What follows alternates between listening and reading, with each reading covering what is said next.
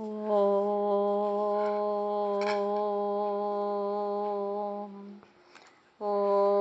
गुं गुरुभ्यो नमः। ॐ गं गणपतये नमः। ॐ सं सरस्वत्यै नमः। ഓങ്കാരപ്പൊരുളം ജഗജ്ജനനി നിൻ പാദം സ്മരിച്ചന്വഹം ശങ്കാഹീനമുരച്ചിടാം സവിനയം സത്യം പരം ധീമഹി. കൂജന്തം രാമ രാമേതി മധുരം മധുരാക്ഷരം ആരുഹ്യ കവിതാശാഖാം വന്ദേ വാൽമീകികോകിലം. രാമായ രാമഭദ്രായ രാമചന്ദ്രായ വേധസേ രഘുനാഥായ നാഥായ സീതായ പതയേ നമഃ. സംസാരസാഗരേ മഗ്നം ദീനം മം കരുണാനിധേ കർമ്മഗ്രാഹഗൃഹീതാംഗം മാമുദ്ധര ഭവാർണവാത്.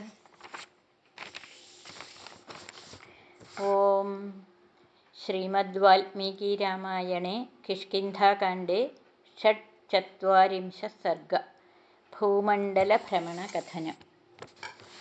ഗതേഷു വാനരേന്ദ്രേഷു രാമഃ സുഗ്രീവമബ്രവീദ് കഥം ഭവാൻ വിജാനീതേ സർവം വൈ മണ്ഡലം ഭുവഃ.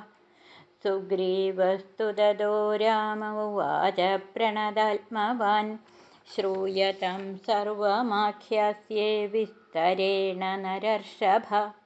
യദാ തു ദുന്ദുഭിം നാമ ദാനവം महिषाकृतिം പരികാലയതേ ബാലിമലയം പ്രതിപർവതം. തദാ വിവേശമഹിഷോ മലയസ്യ ഗുഹാം പ്രതി. വിവേശ ബാലി തത്രാപി മലയം തജ്ജിധംസയാ. തതോഹം തത്ര നിക്ഷിപ്തോ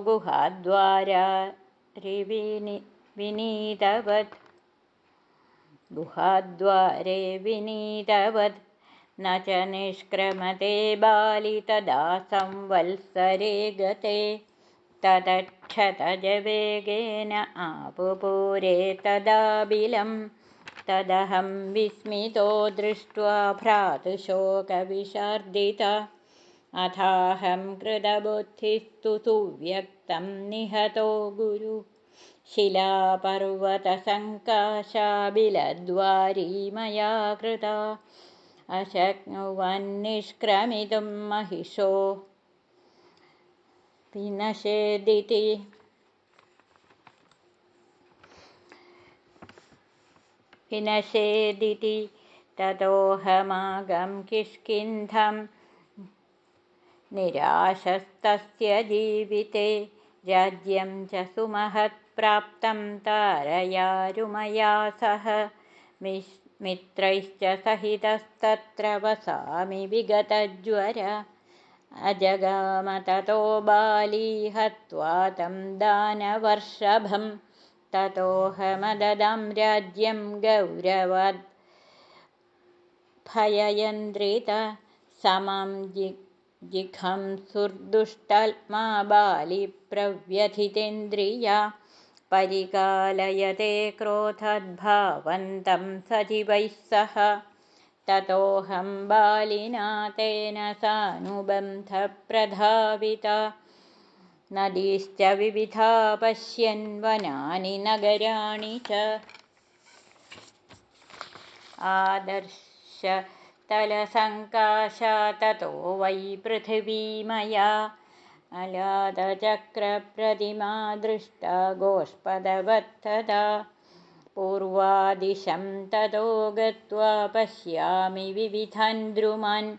പർവതാംശ്ച നദീരമ്യാ സരംസി വിവിധാനി ച. ഉദയം തത്ര പശ്യാമി പർവതം ധാതുമണ്ഡിതം. ക്ഷീരോദം സാഗരം ചൈവ നിത്യമപ്സരസാലയം.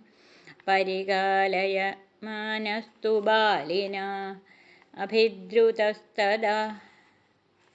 पुनरावृत्य सहसा प्रस्थितोऽहं तदा विभो विन्ध्यपादपसङ्कीर्णां चन्दनद्रुमशोभितां द्रुमशैलांस्ततः पश्यन् भूयो दक्षिणतो परान् पश्चिमां तु दिशं प्राप्तो बालिना समभिद्रुत सम्पश्यन् विविधान् देशानस्तं च गिरिसत्तमं प्राप्य चास्तं गिरिश्रेष्ठमुत्तरं सम्प्रधावितः हिमवन्तं च मेरुं च समुद्रं च तथोत्तरं यदा न विन्दे शरणं बालिना समभिद्रुत तदा मम बुद्धिसम्पन्नो हनुमन्वाक्यमब्रवीत् इदानीमे स्मृतं राजन्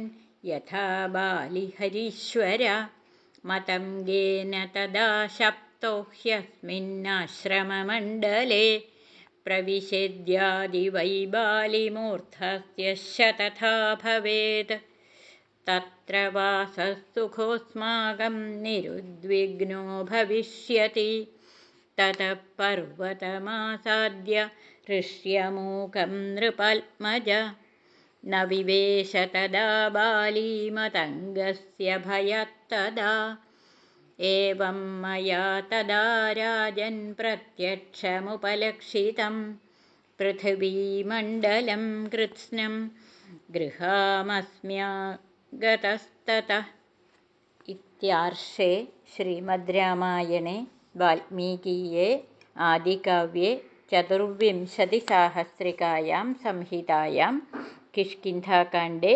भूमण्डलभ्रमणकथनं नाम 46 सर्गः। श्रीराम राम राम राम राम राम राम राम राम राम राम राम राम राम राम राम राम।